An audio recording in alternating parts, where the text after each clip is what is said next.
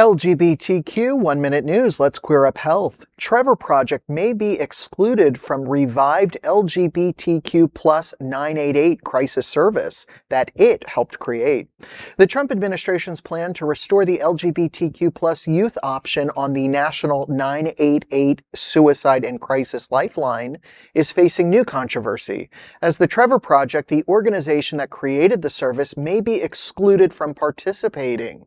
The Trevor Project launched the Press 3 option in 2022, connecting LGBTQ youth in crisis with specially trained counselors.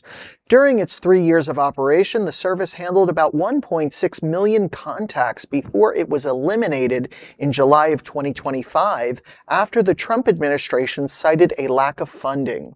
Congress later directed $33 million to restore LGBTQ plus specific crisis services by the end of this year.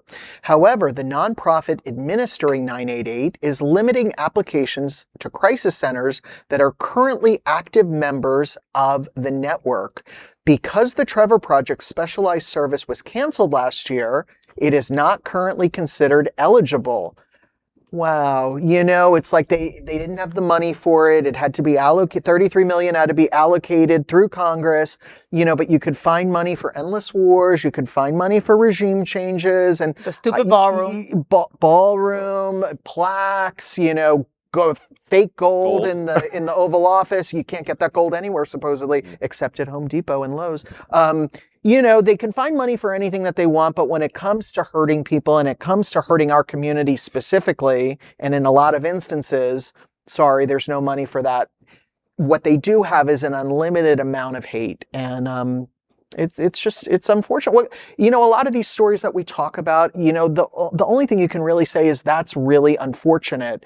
And go make your voices heard through the ballot box, peacefully assemble. That's your First Amendment right to do that. And just get out there and spread word about what is going on. So that way people don't feel blindsided by the things that our government is doing. I think that's important. We've had so many stories about the Trevor Project and the amazing things they've done, right? And we've talked often about our youth and needing mental therapy services. 9 out of 10 thinking about killing themselves. Right. That's too many, Yvonne. Recently, I was on a college campus and I was walking through, and I was coming through the parking garage, and they had all these signs everywhere, and the papers that have all the phone numbers on that hang down. Yeah. And it was about if you're needing help with mental health services. Every page I saw, the numbers were completely ripped off of them. Like, people are needing that service. Oh, like take a yeah. Okay, I was like, the youth is wanting that type of service. Yeah, so lives are being lost daily. Right.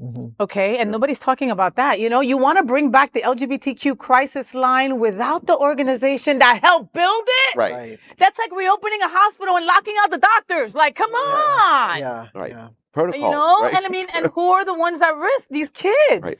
Yep. Well, it's very slick what they did, obviously, because it's like they got $33 million, but they put in the rules. Nobody that has been previously excluded from the service can rejoin the service, which meant that in effect, it's like, fine, here's your $33 million, but we're not going to give it to the organization that founded it because they were previously excluded. So they're getting them on like a technicality, they're not reinstating them. No, they're getting them on hate. Brian. Yeah. Well, that's true too, Faye. Yeah. Close this out. It's Brian. awful. Okay, I'm going to say that is an LGBTQ 1 Minute news story. There is no other queer nonprofit media platform like this in the entire world. Support our LGBTQ stories by sharing them and subscribing to Queer News Tonight.